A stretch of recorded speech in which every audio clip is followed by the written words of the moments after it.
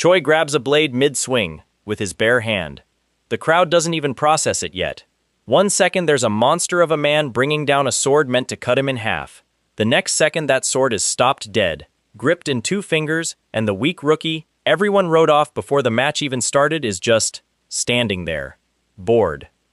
Like he's waiting for a bus. That's coming. So is the moment this same guy falls to his knees in the middle of a street, completely wrecked, because the martial arts legend he worshipped his whole life turns out to be a total fraud.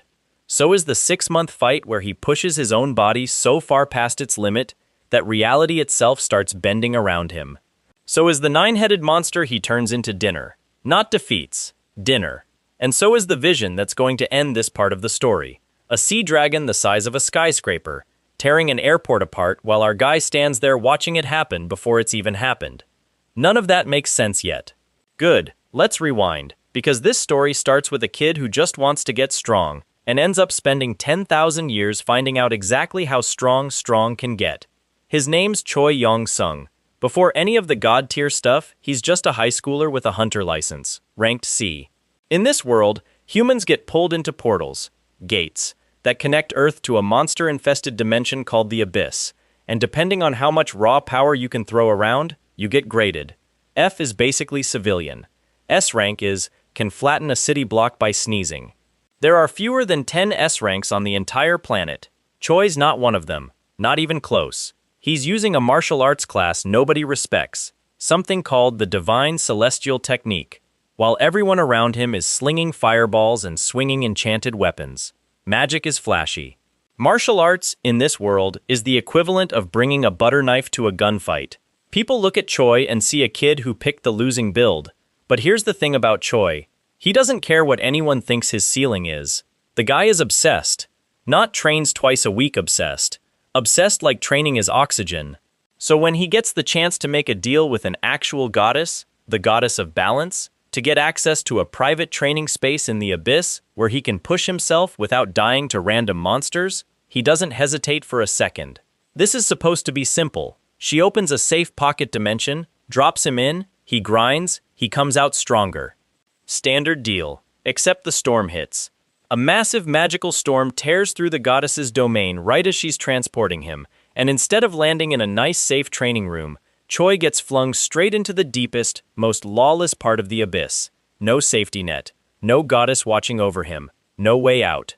Just endless miles of monster-infested wilderness that doesn't answer to anyone. The goddess loses track of him completely.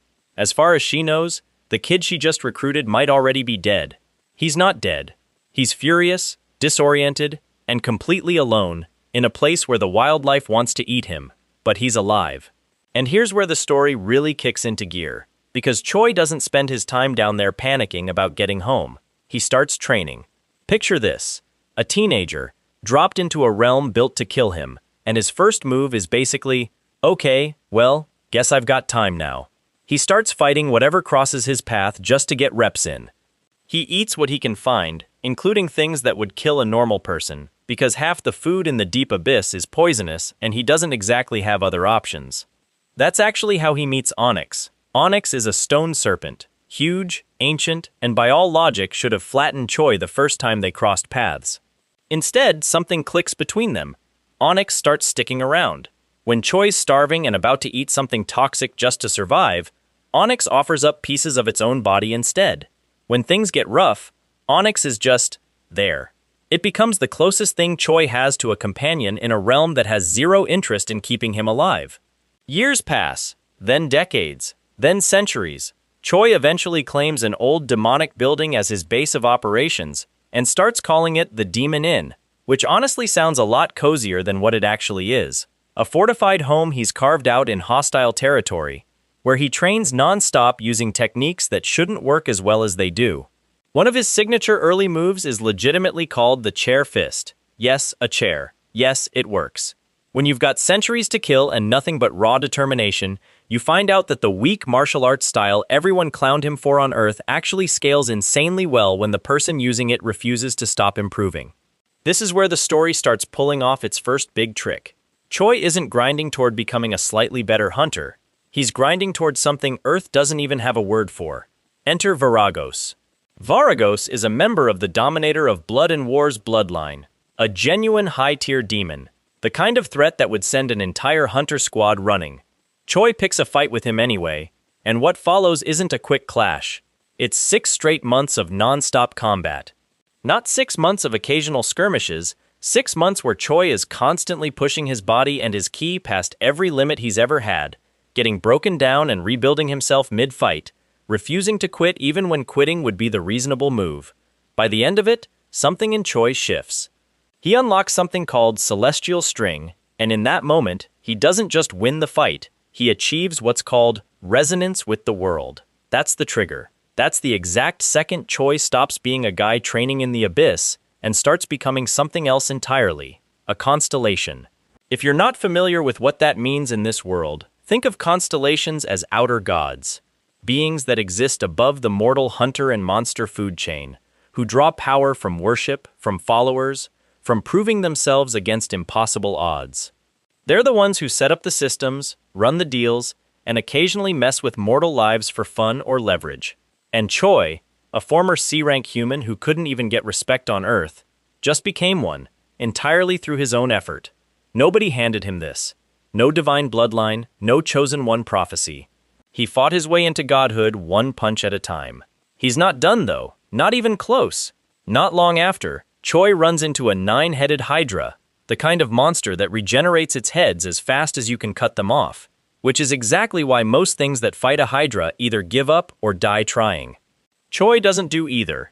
He uses his existential power, his god-tier authority as a fresh constellation, to basically warp time around his strikes just enough that he can sever the heads faster than they regrow. And then, because apparently that's just who Choi is now, he cooks it. The hydra that would have ended an entire hunter guild becomes dinner. He earns a nasty-sounding but extremely useful skill out of the fight too. Undying Regeneration, A+ rank, which is exactly what it sounds like. And when he shares the hydra meat around, it earns him something even more valuable. The loyalty of an entire family of stone serpents connected to Onyx. His circle is growing, his power is growing, and he's barely scratched the surface of what the Abyss actually contains. Because the Abyss isn't just monsters.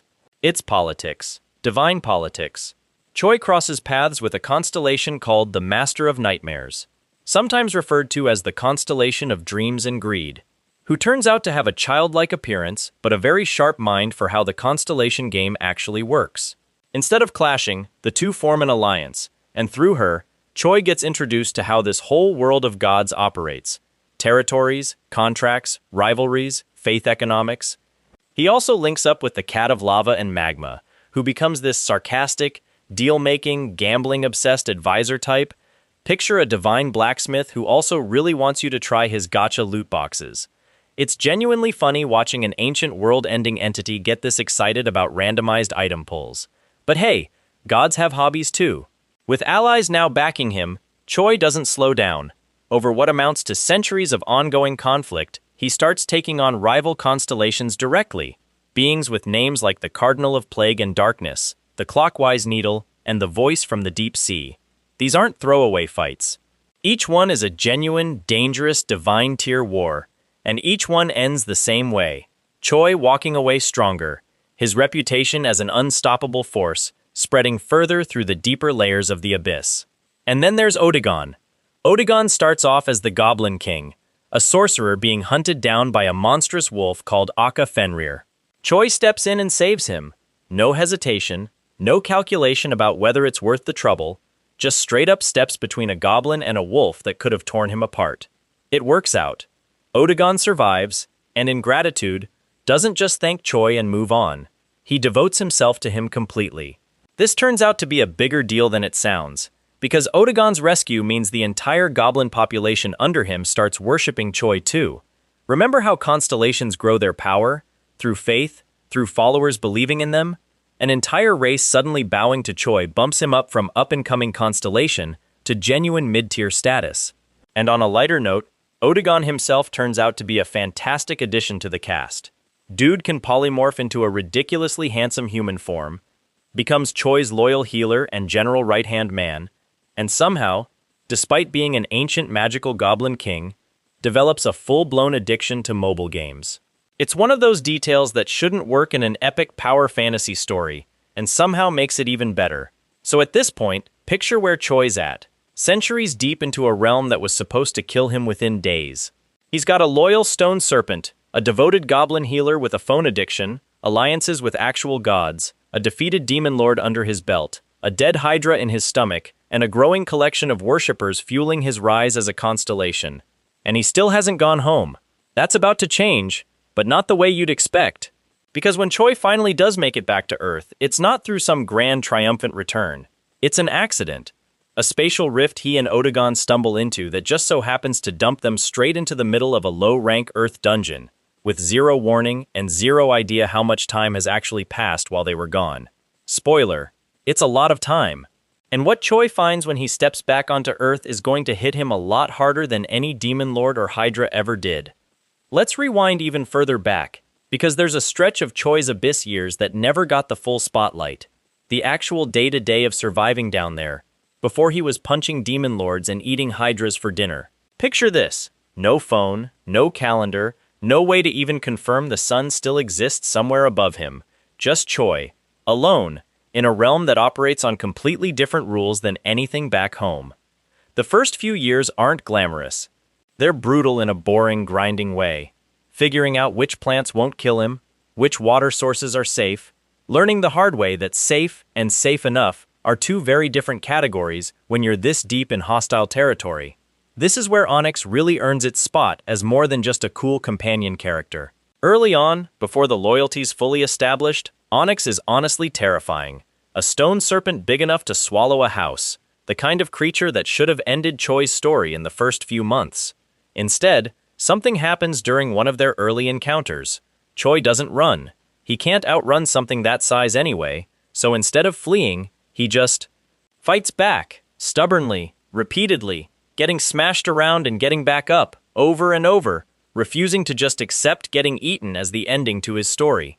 And Onyx, for whatever ancient stone serpent reason, respects that. Instead of finishing him off, it starts sticking around, watching, occasionally saving him from other, worse threats without any clear explanation why. Eventually, the two of them settle into something that's not quite friendship in the human sense, but it's real. Onyx becomes the one constant in Choi's life during the years when everything else in the Abyss is trying to kill him. The Demon Inn years deserve a little more texture too, because he trains for hundreds of years undersells just how strange that stretch actually gets. Choi takes over an abandoned demonic structure, not built for humans, not built for comfort, definitely not built with furniture in mind, and slowly turns it into a base. He's inventing techniques out of pure necessity. The chair fist wasn't some clever design choice. Legend has it he grabbed the nearest heavy object mid-fight because his actual weapon broke, and it happened to be a chair, and it happened to work so well he just kept using it. That's basically Choi's whole training philosophy in one story. Whatever's in reach, whatever gets results, keep doing it until it becomes something legendary. Hundreds of years of that. Hundreds of years of waking up, if waking up even means anything on a schedule with no sun, and training until his body breaks, healing, training again. No one clapping. No one watching. Just pure, obsessive repetition in a place that offers zero reward for slowing down. That's honestly the most quietly impressive thing about Choi's whole arc. Everybody loves the flashy stuff. The punch that ends the Viragos fight, the Hydra dinner, the mana crystal shattering, but none of that happens without this stretch. The boring years, the grinding years, the years where there's no dramatic music, just a guy alone with a stone serpent, refusing to stop getting stronger even when literally nobody's ever going to know about it. Now let's talk about Odegon a little more, because his mobile game addiction bit is funnier every time you sit with it. Odegon's a goblin king, ancient, a sorcerer capable of serious magic, devoted enough to Choi that he'll throw himself into danger without hesitation, and also, somehow, once he polymorphs into human form and gets exposed to Earth technology for the first time, becomes completely obsessed with some mobile gacha game. We're talking full addiction, checking daily login rewards, grinding for better pulls, getting genuinely upset about bad RNG in a way that feels wildly out of place for a guy who's personally seen Choi punch through demon lords. There's something almost poetic about it, honestly, even if the story's playing it purely for laughs. Odegon spent who knows how long as a goblin king fighting for survival in the Abyss, then gets rescued by a human who turns out to be a god in disguise, and the first taste of Earth culture that really hooks him isn't the food, or the technology, or the cities. It's a phone game with spinning loot animations. The Cat of Lava probably has some opinions about that, given its own gambling and gacha hobbies. Might explain why those two get along so well whenever they're in a scene together. Speaking of things that don't get nearly enough screen time, Choi's past relationship. Before any of this, before the Abyss, before he was even fully committed to the obsessive training path that eventually turns him into a constellation, Choi had a girlfriend. It didn't last. And it didn't end because of some dramatic betrayal or a rival stealing her away. It ended because Choi kept choosing training over her. Missed dates, canceled plans, the kind of slow erosion that happens when someone's priorities quietly shift somewhere else, and the person on the other end eventually just stops waiting for things to change. She left, Choi let her. It's a small beat in the grand scheme of everything else going on, but it says a lot about who Choi actually is, underneath all the power fantasy dominance. This isn't a guy who got pushed into obsession by tragedy. He was already like this, already willing to sacrifice normal human connection for the sake of getting stronger, long before the Abyss ever gave him a reason to. Which almost makes the accident that trapped him down there feel less like a total detour and more like the universe just handing him exactly the kind of environment he was already gravitating toward. An endless, isolated space with nothing to do except train. Makes you wonder if some part of him didn't mind the Abyss as much as it should have. Now, back to something we teased earlier and haven't fully paid off yet. The foreshadowing thread about the Goddess of Balance's visions being unreliable. Early in Choi's story, before the storm ever hits, there are small hints that her foresight isn't perfect. Little inconsistencies, moments where her read on a situation doesn't quite match what actually happens. Nothing dramatic at the time, just enough to make you go, huh, weird, and move on. And then the storm hits, and suddenly that small flaw in her power becomes the entire reason Choi ends up lost in the deep abyss instead of safely training in a controlled pocket dimension. Her foresight failed at exactly the wrong moment, and it cost her the ability to track him at all. Here's the thing worth sitting with. Now that we're all the way up to the Sea Dragon Argo vision, Choi inherited that same clairvoyance ability from her. The same power that once glitched hard enough to strand a teenager in a monster-infested hellscape for 10,000 years is now the power Choi's relying on to save Jeju Island. That's not a comforting thought, honestly. If the goddess's version of this power once failed catastrophically, what's the guarantee Choi's version is any more reliable? He saw Las Vegas in ruins, and that vision held up. He made it there in time. But held up once isn't the same as always accurate. There's a real chance the vision on Jeju isn't giving him the full picture. Maybe it's missing details. Maybe the timing's off. Maybe there's something about Argo's attack that the vision simply couldn't capture. And now Choi's staking Jeju Island's safety on that same imperfect gift. Let's also circle back to Onyx's adamantine payoff, because it's a nice quiet detail that ties the eras of this story together. Back during the roughest years in the Abyss, Onyx hands over a piece of its own body, a rare, incredibly dense material, specifically to stop Choi from having to eat toxic fish just to survive. At the time, it's pure survival. A gift meant to keep him alive one more day. Years later, that same material becomes something else entirely. The base for indestructible cooking utensils. Tools strong enough to handle divine-tier ingredients without so much as a scratch. That's the exact gear Choi ends up using to cook that buffing meal for Lee Chang-wook on Jeju Island. A material born out of pure desperate survival, centuries ago, in a completely different part of Choi's life, ends up serving him in the exact scene right before this story's cliffhanger. Nothing in this story's wasted. Every scrap of loyalty, every material, every skill Choi's picked up along the way eventually finds its way back into use. Which brings us right back to where we left things. Jeju Island. Storm clouds that don't behave like storm clouds should. Choi standing there with a vision of an airport in ruins still burning behind his eyes, Hwang and Lee Chang-wook gathering at his call, and somewhere out past the coastline, something massive enough to be called a sea dragon, getting ready to prove that vision right.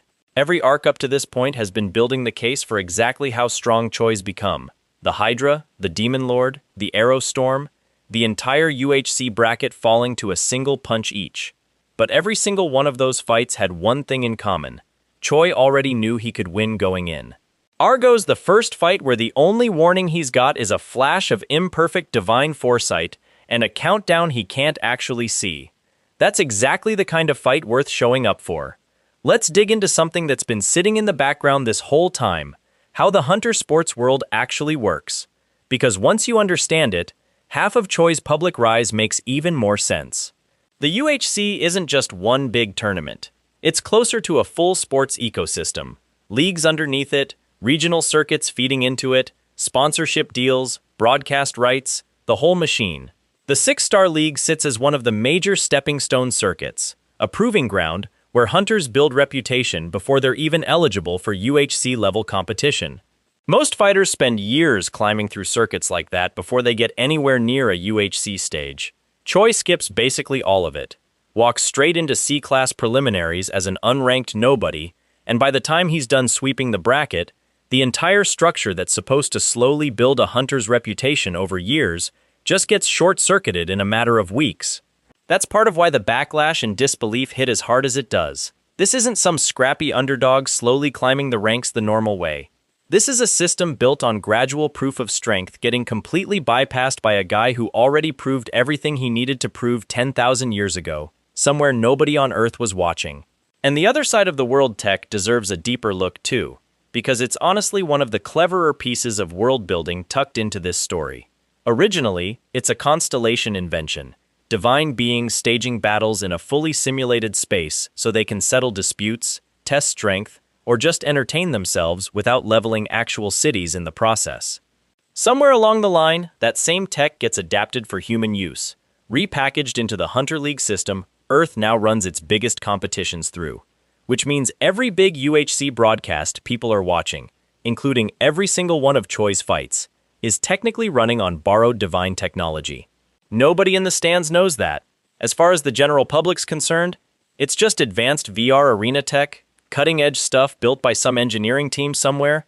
They have no idea they're watching fights staged in a system literally invented by gods, refereed by rules gods originally set up to settle their own disputes. Choi, meanwhile, understands exactly what he's stepping into every time he walks out for a match. Home turf, basically, dressed up as Earth's biggest sporting spectacle. Let's give Alex Parker's thread a little more room too, since it's still very much unresolved going into whatever comes next. Parker's approach to Choi isn't loud. He's not trying to fight him, threaten him, or publicly discredit him the way a more straightforward antagonist might. His whole game is patience and positioning. The Parker group's got fingers in hunter sponsorships, dungeon clearance contracts, probably a dozen other revenue streams tied directly into how the hunter world operates day to day. A wild card like Choi, unclassified, unpredictable, capable of shutting down a citywide dungeon explosion solo, is either the biggest threat to that carefully built empire or the biggest asset Parker's ever going to get his hands on, depending entirely on which side of the relationship ends up in control. So Parker plays it slow. Feelers here, subtle offers there, positioning himself as helpful, accommodating, the kind of powerful ally who makes recruitment look like a favor instead of a maneuver. It's the corporate equivalent of the trader Constellation's whole strategy. Honestly, work an angle, find leverage, turn something valuable into something owned. Difference is, the trader Constellation tried it through direct manipulation and lost immediately once Choi flipped Jerry Cooper first. Parker's playing a longer, quieter game, which almost certainly means his actual move hasn't happened yet. Worth noting, Choi's not oblivious to any of this. He's a guy who spent centuries reading threats in a realm where hesitation gets you killed.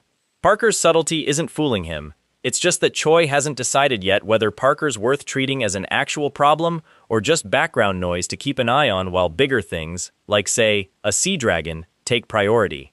That's likely exactly the opening Parker's been waiting for. Every scheme like his works best when the target's attention is pulled somewhere else. Now, let's talk about the Cat of Lava and Magma a little more, because the gambling mechanics tied to this character are honestly one of the funniest structural elements running through Choi's whole divine side of the story. The cat runs what's essentially a cosmic loot box system. Pull mechanics, rarity tiers, the works, except instead of skins for a video game character, the rewards are actual divine tier materials, artifacts, and occasionally full sentient beings, like the rock golem Choi ends up with. It's gacha mechanics applied to genuine god tier power progression, and the cat treats the whole operation with the enthusiasm of someone who's genuinely, unironically obsessed with watching people gamble for cosmic rewards. There's something almost meta about it, considering how much of Choi's own power progression across this story has leaned on random, almost gacha-like moments of opportunity. Stumbling into Onyx, getting flung into the abyss by random storm chants, randomly rescuing Odegon and gaining an entire goblin population's worship as a result.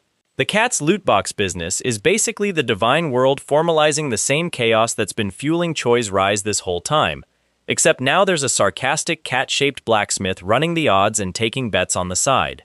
And speaking of the blacksmith side of things, that's another angle worth expanding on.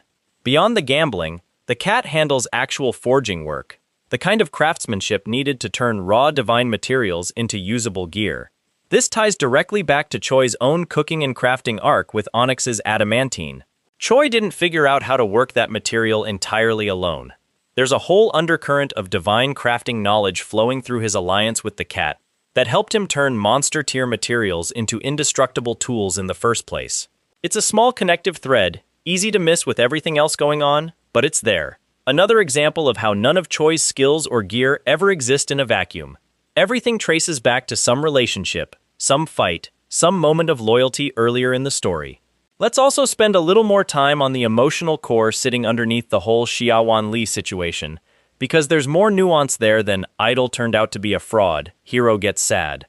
Think about what martial arts actually represented to Choi before any of this. He wasn't just a fan of Xiaowan Li's fighting style. He built his entire identity around proving that the weak, outdated class everyone dismissed still mattered. Every time Choi got looked down on as a C-rank hunter using martial arts instead of flashy magic, Xiaowan Li's existence was the counter-argument. Proof that the discipline Choi devoted himself to wasn't a dead end. Proof that someone could reach the top using exactly the tools Choi was using. Finding out that proof was fake doesn't just hurt Choi's feelings about one guy he admired. It rips out the foundation of an argument he'd been building his entire sense of self around since before the abyss ever swallowed him. And the cruelest part is the timing. He comes back from 10,000 years of relentless, genuine, no shortcuts training specifically in that same discipline, only to find out the public face of it back home was built entirely on lies the whole time he was gone. Which makes his response to Xiaowan Li's later request, asking Choi to help train the Manhwa sect, a genuinely loaded moment. Choi could have said no, could have held on to the resentment, made Xiaowan Li sit in the wreckage of his own fraud without any help climbing back out. Instead, Choi takes the ask and turns it into something bigger than any personal grudge, an opportunity to make sure the next generation of martial artists coming out of that sect never has to build their identity on a lie the way the public perception around Xiaowan Li once did. Every rep the Manhwa sect's young hunters put into that six-man sword formation isn't just training. It's Choi quietly making sure the damage doesn't outlive the man who caused it. Iris Li deserves a beat here too. Leading a sect of young hunters through the fallout of her own father's public disgrace isn't an easy position to be in, and she does it anyway. Keeps the sect functional. Keeps the younger fighters motivated. Reaches out to Choi specifically because she recognizes real skill when Las Vegas footage of him starts circulating. That's not a small thing. She's rebuilding a reputation her own father tore down, using the same discipline he cheapened, and doing it through actual hard work instead of another shortcut. If Choi's whole arc is proof that real training beats faked results, Iris ends up being the next generation carrying that same proof forward. Let's take one more pass at Huang's dynamic too, because there's a layer worth sitting with beyond the sparring match and the servant pledge. Before the Abyss, Huang was technically above Choi in their old clan hierarchy, the guy in charge, the more experienced C-rank hunter Choi looked up to in a smaller, more grounded way than the whole Xiaowan Li idol worship thing. Reuniting decades later, with Huang now S-rank and running a massive corporation, could have easily turned into an awkward power reversal neither of them handles gracefully. Instead, Huang leans into it immediately. No wounded ego, no quiet resentment simmering under the surface. Just genuine excitement that his old underling turned out to be something far beyond anything either of them could have predicted back when they were both just C-rank kids trying to survive early dungeon runs together. That's part of why Huang's loyalty reads as so genuine compared to, say, Parker's slow-building scheme. Huang's not angling for anything. He's not trying to leverage Choi's power for Dragon Industries' benefit, even though he easily could. He just wants to be useful to someone he respects, the the same way Onyx wanted to be useful, the same way Odegon wanted to be useful after getting rescued. Choi's circle keeps growing through the exact same pattern over and over. Not conquest, not manipulation, just people recognizing genuine strength and genuine character together, and choosing loyalty because it's earned, not because it's demanded. Which, again, makes Parker's whole approach stand out as the outlier. Everyone else orbiting Choi at this point in the story got there through some version of mutual respect. Parker's the one person circling with an agenda that doesn't actually care about Choi as a person, just Choi as an asset. That tension's still sitting there, unresolved, waiting for whatever the next real confrontation looks like.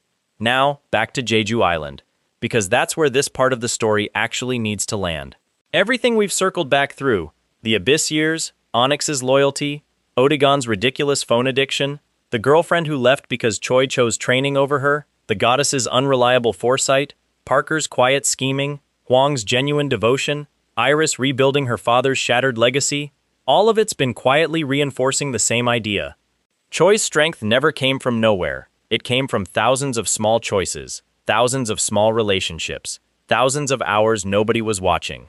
And now all of that, every skill, every ally, every hard-earned lesson, is about to get tested against something the story hasn't let Choi prepare for in advance. The storm's still building over the coastline. The airport's still standing, for now. Huang's mobilizing whatever resources Dragon Industries can throw at this on short notice. Lee Chung-uk's gathering whoever else on Jeju can actually hold a line if things go wrong before Choi gets there. And somewhere out past the water, weather bending in ways that have nothing to do with normal storm patterns, Argo is close. Choi's faced demon lords, he's faced hydras, he's faced rival constellations who've been playing the god-tier power game for far longer than he's even existed as a constellation himself. But every one of those fights, he walked in already knowing the shape of the fight ahead of time. This time, all he's got is a flash of imperfect vision and a name, Sea Dragon Argo.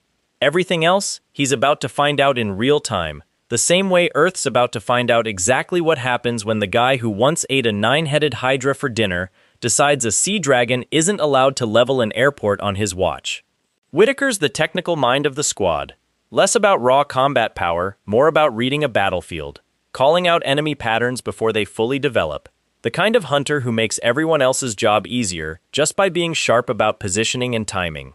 When the team first clears the unending tower, it's Whitaker who ends up calling most of the floor strategies, at least until Choi's presence makes half the strategizing unnecessary.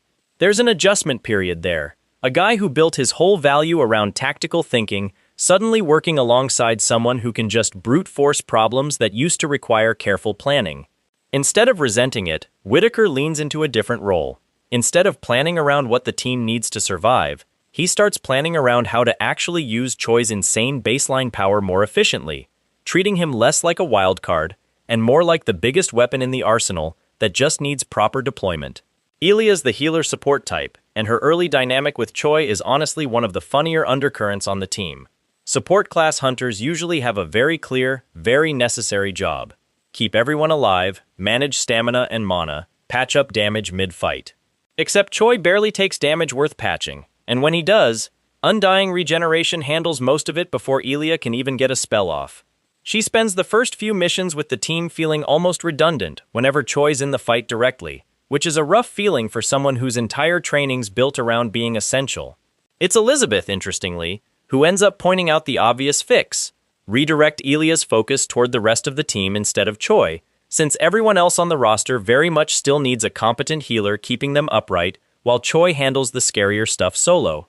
Elia adjusts and turns into the actual glue holding the non-Choi portion of the team together, which matters a lot more than it sounds like once fights start scaling up towards something like the Las Vegas dungeon collapse. Let's also circle back to Richard Parker's team, the group Choi rescued in that very first dungeon after landing back on Earth, because their fate afterward is worth acknowledging even briefly.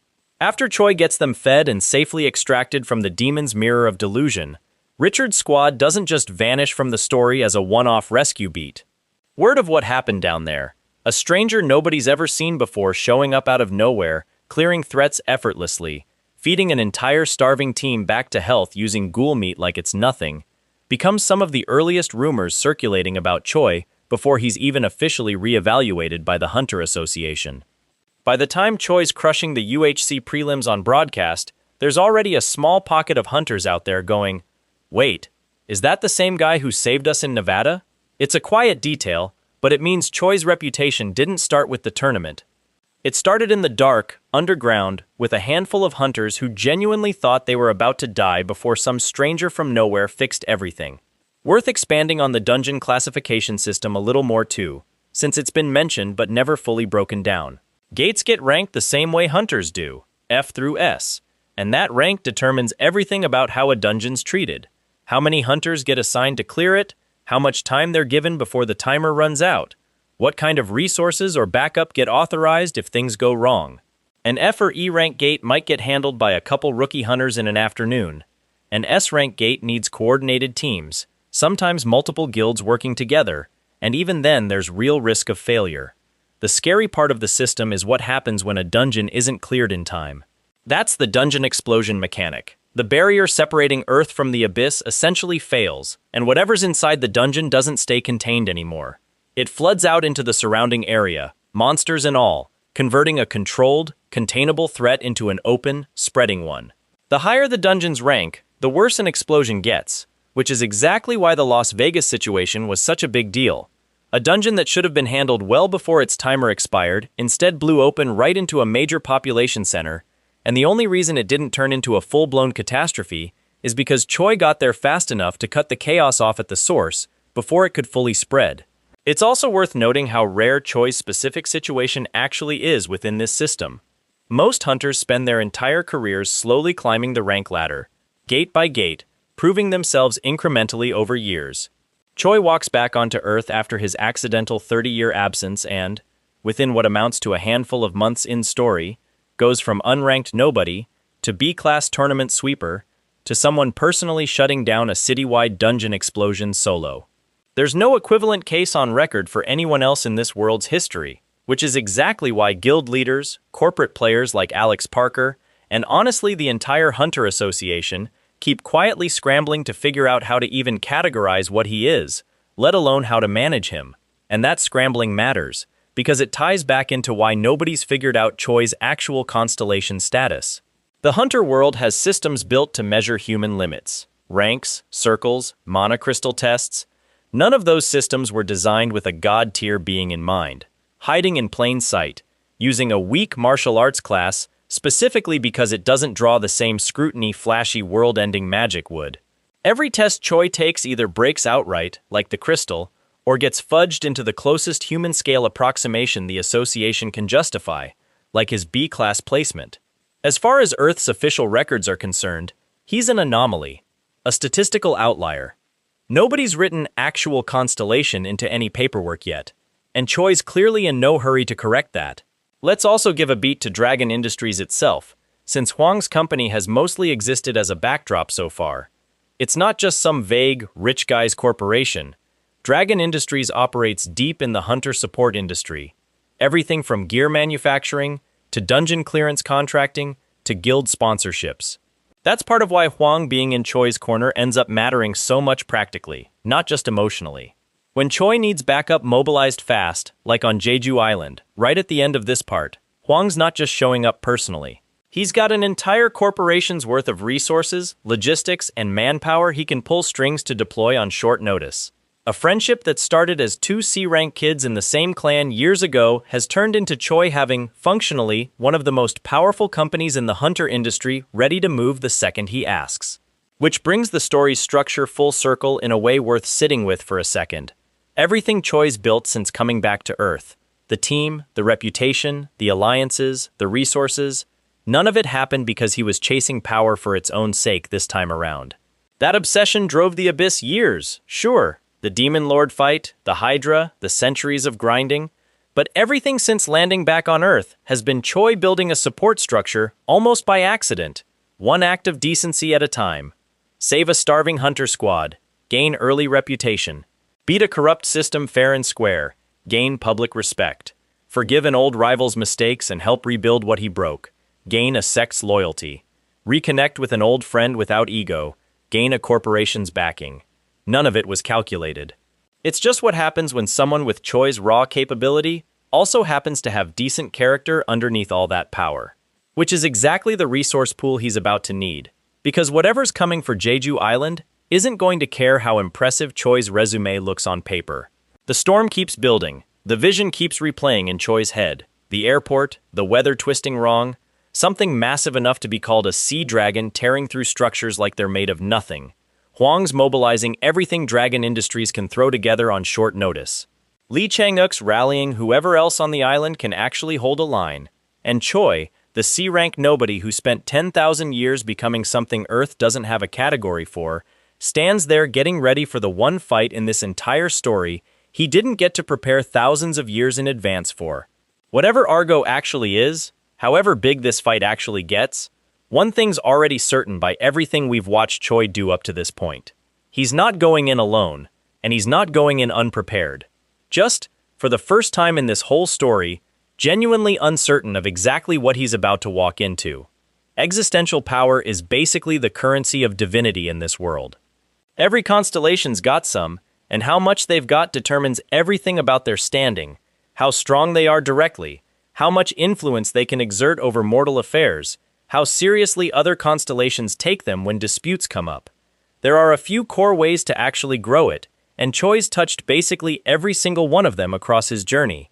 The most straightforward method is followers. Faith. Worship. The more mortals or lesser beings believe in a constellation, actively worship them, treat them as a genuine object of devotion, the more existential power flows toward that constellation passively, almost like a tax being collected in belief instead of currency. This is exactly why Otagon's rescue mattered so much beyond just gaining a loyal follower. An entire goblin population converting to worship Choi overnight is the fastest, most efficient power spike available in this entire system. One good deed, multiplied across an entire race's devotion, and suddenly Choi's existential standing jumps tiers in a way that would have taken decades of solo fighting to match otherwise. Then there's the harder path, the self-conqueror method, which is exactly what it sounds like. Overcoming limits under deliberately restricted power conditions, basically handicapping yourself and still winning. This ties directly back into Choi's entire philosophy even before he understood the constellation system existed. Every time he fought with an inferior weapon, trained under worse conditions than necessary, refused to use his full strength against an opponent who didn't deserve it, all of that, in constellation terms, counts as self-conquering. It's a title and a power growth method built for people exactly like Choi, the kind who make things harder on themselves out of principle and come out stronger for it. And then there's the third path, arguably the most on-brand for who Choi actually is as a person. Subdue the strong, assist the weak. Beat the powerful, protect the powerless. Every rival constellation Choi's taken down over his centuries in the abyss falls under subdue the strong. Every act of protecting people who couldn't protect themselves, Richard Parker's starving team, the Manhwa sect's younger hunters, an entire city during the Las Vegas dungeon collapse, falls under assist the weak. It's not a coincidence that Choi's grown as fast as he has through the constellation ranks. He's not chasing power through any single optimal strategy. He's just been living a certain way, stubborn, protective, refusing to back down from anything stronger than him while refusing to abandon anything weaker. And it turns out that exact behavior pattern happens to be the single most efficient way to climb the entire divine power ladder. Which raises an interesting wrinkle worth sitting with. Choi wasn't optimizing for any of this. He didn't know the constellation system existed for most of his early years in the abyss. He was just being himself, obsessive about training, protective of the people and creatures who earned his loyalty, stubborn against threats bigger than him. The power system just happened to reward exactly that personality type at the highest possible rate. It's less Choi min-maxed his way to godhood, and more, the universe's power structure was quietly built to reward the kind of person Choi already was. Let's also dig a little deeper into what constellation actually means politically, because it's not just a power tier, it's a whole social structure with its own tensions. Constellations operate with territories, in a loose sense. Not physical land necessarily, but spheres of influence, certain realms, certain follower bases, certain domains of concept or belief that a given constellation's power is tied to. The goddess of balance had her own domain before the storm wrecked it and cost her most of her standing. The cardinal of plague and darkness, the clockwise needle, the voice from the deep sea. All of Choi's rival conquests during his centuries of abyss warfare. Each had territories and follower bases of their own, before Choi dismantled them one by one. And when a constellation loses a conflict like that, it's not just a single battle loss. Their territory, their followers, sometimes even fragments of their existential power can shift toward the victor. This is actually a huge part of how Choi's power scaled up so dramatically during his centuries of divine warfare. Every rival constellation he took down wasn't just a defeated enemy, it was a transfer of resources and standing flowing directly into Choi's growing pantheon. By the time he's ready to leave the abyss, he's not just personally strong. He's got an entire accumulated web of former territories, absorbed followers, and battle-tested alliances backing him, even if most of it stays quiet and unused once he's operating on Earth pretending to be a B-class hunter.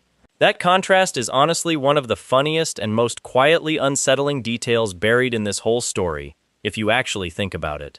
Somewhere in the divine layer of existence, Choi's sitting on a genuinely massive accumulated pantheon. Territories, followers, defeated rival constellations absorbed influence, alliances with beings like the Master of Nightmares and the Cat of Lava. And on Earth, he's filling out Hunter Association paperwork, getting assigned a manager, and letting Anthony complain about kill count comparisons like it actually matters. The gap between what Choi actually is and what Earth thinks he is isn't just wide. It's almost absurd once you stack the full picture up side by side. Let's spend a little more time on the Goddess of Balance's arc too, since her transition into the Goddess of Laziness deserves a bit more context than just, she retreats to watch Netflix. Before the storm accident, she was operating a legitimate domain, recruiting mortals like Choi for training contracts, running her section of the constellation hierarchy with actual standing and responsibility. The storm that flung Choi into the deep abyss didn't just cost her the ability to track him. It fractured her entire domain, stripped away a significant chunk of her standing in the process. Losing a recruit that dramatically, especially one she'd made a direct contract with, isn't a small administrative hiccup in constellation politics. It's the kind of failure that damages reputation among other divine beings, who are always watching for weakness to exploit. So by the time Choi actually becomes powerful enough to reconnect with her, she's not the same authoritative figure she was when their contract started. She's diminished, tired. And when she sees exactly what Choi's become, not just alive, but genuinely one of the strongest constellations to emerge in recent memory, she doesn't try to reclaim authority over him, or leverage the old contract to demand tribute. She does something almost gracious in its own tired way. She hands off what's left of her standing and authority to him directly, and steps back from the responsibility entirely. No more managing a domain, no more political games, no more risk of another storm costing her everything a second time. Just Netflix, anime, and the quiet satisfaction of knowing the mortal she accidentally stranded turned out fine without her. It's a soft, almost bittersweet beat tucked into a story that's mostly hype and comedy. The goddess who's indirectly responsible for the worst thing that ever happened to Choi ends up, in her own way, one of the reasons he became what he is, and rather than hold on to guilt or try to control the outcome, she just lets go completely, trusting him with what's left of her power, because she's watched enough to know he'll do more with it than she ever could at this point in her own arc. Which loops back, one more time, to the clairvoyance thread hanging over the Jeju Island cliffhanger. That inherited ability isn't just a random power Choi happened to pick up. It's a direct piece of the goddess herself, passed down after everything that happened between them. The accident, the centuries apart, the eventual reunion, the quiet handoff of authority. When Choi's clairvoyance flashes that vision of Argo tearing through Jeju International Airport, he's not just seeing the future through some generic magic ability, he's seeing it through a fragment of the same power that once failed catastrophically and stranded him in the abyss for 10,000 years in the first place. That's not a comfortable thing to sit with. Watching this story get ready to head into its next chapter. The exact ability keeping Choi one step ahead of disaster is the same lineage of power that already proved, once, a long time ago, that it's capable of getting things badly wrong. And that's where this part of the story leaves things. Choi Young-sung, once an obsessive C-rank kid nobody respected, now a self-made constellation carrying the inherited foresight of the goddess whose mistake shaped his entire life, standing on Jeju Island, watching storm clouds build over water that isn't behaving naturally, waiting for a sea dragon he's only ever seen through an imperfect vision to prove that vision true. Whatever comes next, one thing's certain. This is the first fight in Choi's entire story where "I've already won this before it started" isn't a guarantee anymore. And honestly, after 10,000 years of nothing ever being able to touch him, that might be exactly the kind of fight this story needed to get to next.